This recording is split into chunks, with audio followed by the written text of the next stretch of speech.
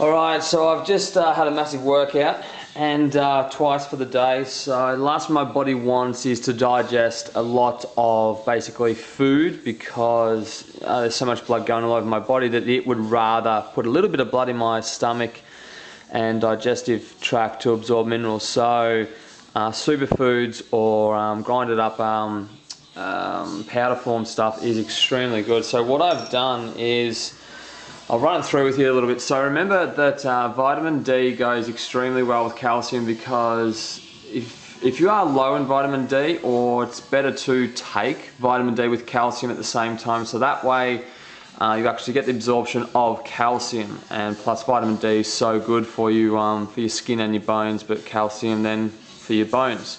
So they're both powder forms. This is actually a naturopath, so it's for your autoimmune system, so it's extremely more concentrated, which is good.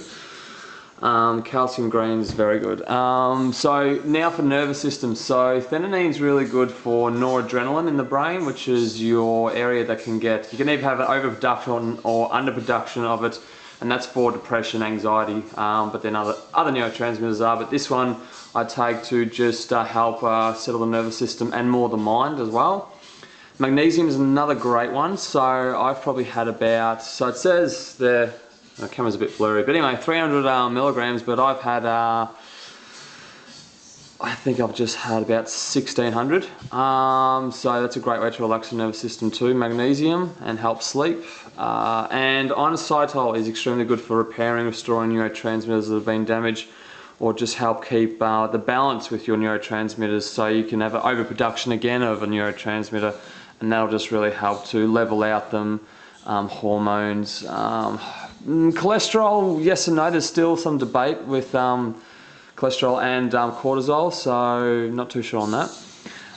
The barley grass, the McHugh, vitamin C, spirulina, and broccoli sprout powder. So those five there are extremely good for basically getting so your antioxidants.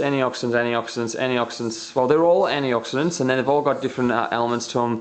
Calcium, zinc, iron, massive in iron, the spirulina, which is extremely good. And instead of it being, meat based, which a lot of people, some people don't want meat or can't, that's extremely good. So go into your health food store and have a look, because that's where I get them from. I don't have them in supermarkets, but I feel fantastic after having these, and it's a lot easier on the body. I'll wrap the video up.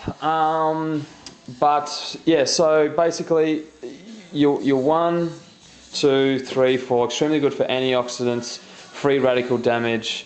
So there's something you can take throughout the day a couple of times. And vitamin C for your lungs. So people remember that basically out there in the world with free radical damage, I mean the air is so much more toxic than it used to be. So your vitamin A, C, E, beta-carotene and selenium are the ones that help protect your body, your cells from damage.